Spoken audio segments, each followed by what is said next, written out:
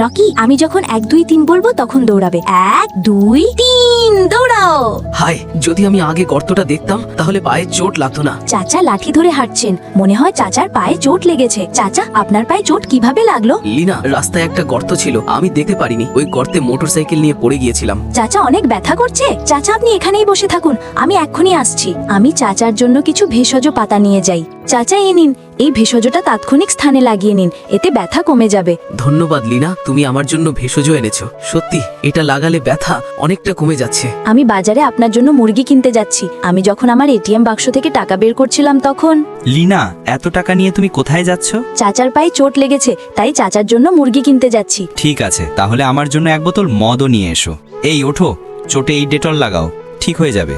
মোটা চাচা, নাচ পরে করো, আগে আমাকে 1 কেজি মুরগি দাও। এই নাও লিনা, 1 কেজি মুরগি। আমি তাড়াতাড়ি চাচার জন্য মুরগি রান্না করেই দেব, আর বাবার জন্য একটু রেখে দেব। চাচা, নুডলস খাওয়া বন্ধ করো, এই না মুরগি খাও, এতে তোমার চোট তাড়াতাড়ি সারবে। লিনা, তাড়াতাড়ি বাড়ি চলো, না হলে আমি এখানেই তোমাকে মারবো। চাচা আমি বাড়ি যাচ্ছি, চাচা আমি বাড়ি যাচ্ছি। সবাইকে বলে দেন লাইক ও সাবস্ক্রাইব করে দিতে। বন্ধুরা, লেনার জন্য ভিডিওতে লাইক ও সাবস্ক্রাইব করে দাও।